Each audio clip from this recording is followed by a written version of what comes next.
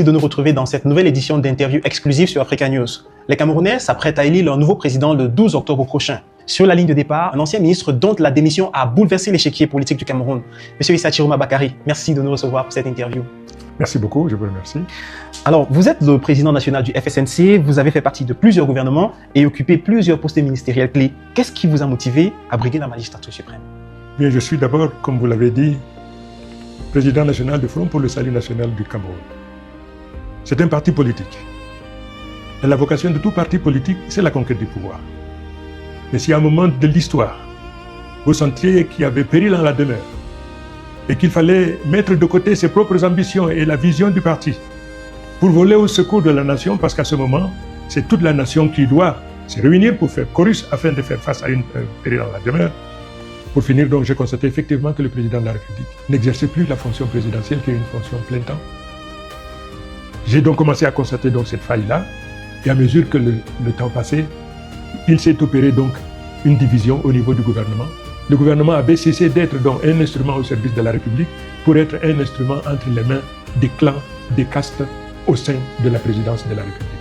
Justement, vous savez, Monsieur le Président, la question tribale a cannibalisé le débat politique au Cameroun, elle occupe l'espace médiatique. Mais est-ce que vous n'êtes pas, quelque part, je vais vous titiller, en train d'appuyer sur cette fibre tribale pour rassembler dans la partie septentrionale, j'en veux pour preuve, ces nombreux militants qui ont démissionné du RDPC, du PCRN pour rejoindre votre formation politique? Est-ce loin d'être anodin?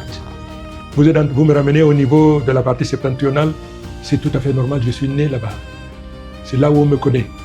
Il est plus aisé, plus facile donc de faire admettre qui je suis, là où je suis né, que partout ailleurs. Mais aujourd'hui, à partir de tout ce que j'ai fait, de tous les combats que j'ai menés, je tiens à vous faire remarquer par exemple que j'ai été l'un des pères fondateurs de la coordination des partis politiques de l'opposition. J'ai été l'un des pères fondateurs de la coalition des partis politiques de l'opposition en 2011, en 2091, 92 et en 2003, 2004, 2005. C'est donc pour vous dire effectivement aujourd'hui, mon rayonnement n'est pas seulement circonscrit dans la partie septentrionale, mais aujourd'hui le rayonnement, il est national. Quand on est considéré comme l'un des responsables de la déliquescence dans laquelle se retrouve le Cameroun aujourd'hui, quels sont vos arguments pour être perçus comme une option crédible auprès des électeurs? Devant les électeurs, je leur dirai une chose. C'est toujours au pied du mur qu'on doit juger le maçon. On ne doit pas céder à des discours fallacieux, attentatoires à la dignité de l'homme aujourd'hui qu'ils ont en face d'eux. Je dis la chose suivante, pendant que tout est déliquescent, le ministre Chiroma est resté fidèle à ses engagements. Je profite peut-être de votre télévision pour dire une chose.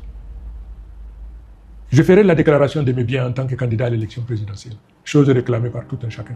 Je commence par votre télévision pour dire qu'aujourd'hui, j'ai la maison où nous nous trouvons aujourd'hui, et puis j'ai ma maison à Garoua. Je n'ai rien d'autre nulle part ailleurs.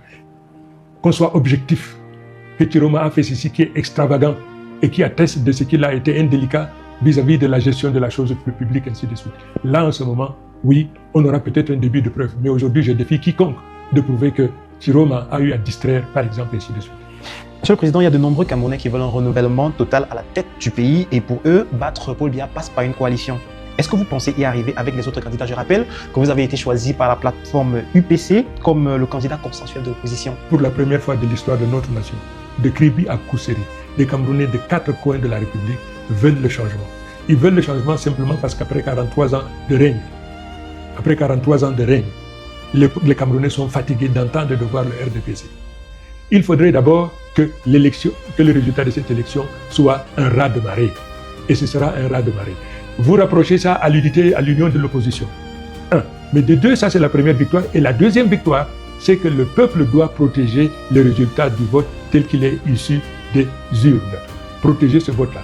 Alors, vous faites toujours un rapprochement avec l'union de l'opposition. C'est pour ça que j'ai commencé d'abord par vous dire, quand bien même cette opposition serait unie, présenter un seul candidat face au président Biya, il faudrait en plus des résultats incontestables qui sortiraient des urnes, il faudrait que ce peuple se lève comme un homme pour défendre également son vote.